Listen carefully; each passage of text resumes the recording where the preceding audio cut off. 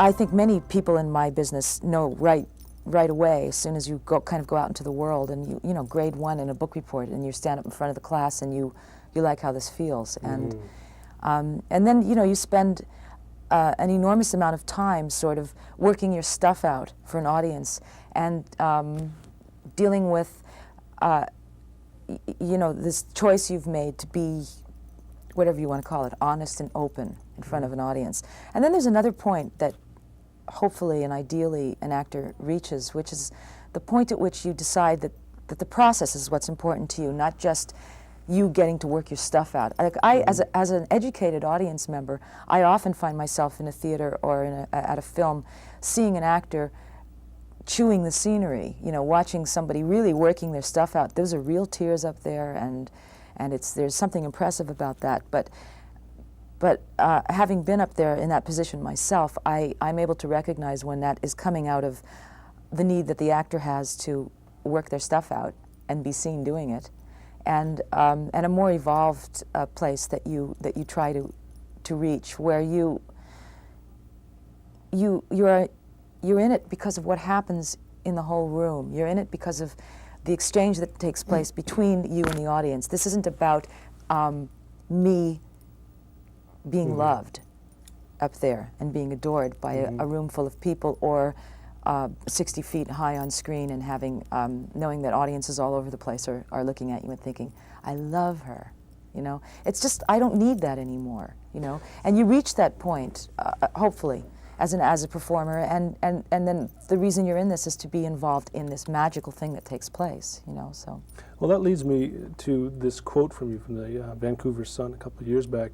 You said, I love to sing, and I knew I sang right, the right way, but it took me a long time to acknowledge that I might have something special in my voice that moved people, and to take responsibility for doing that. Is that part of what you're talking about right now? Yeah, you know, I mean, it comes through you.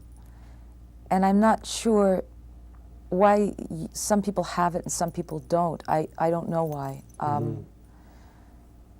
I wasn't a trained singer, or I just wanted to be part of what happened up there, what happened in the room. And I think because I wanted that so badly, that somewhere I found something in my voice that I don't know, it just became available to me, accessible to me, because I wanted to be involved in this dance that takes place between a performer and an audience. And whatever that is, that quality is what makes it special. It's not. Is that a universal or a natural quality to be able to get that going between you and them? I just think, I don't know, the more you give yourself up, the more you stop thinking about yourself, the closer you are to finding that thing. I mean, and the reason I do this, because God knows it's not the money, you know, because there is no money. That's a big myth. I mean, 4 people, 5 people maybe in the world make money off of this business, and the rest of us are continually worried about paying our rent and clothing our children, you know. I think that the reason I do this is because it's the only time I really don't have to think about myself a lot. You know, you give yourself up. I leave Babs, not necessarily to trade myself away for another character even, but just to be in this kind of, it's almost like a meditative state. I mean, I have no other way to articulate it or describe it. It's just that I'm not worried about all of these mundane, worldly sort of things. I'm just in the work.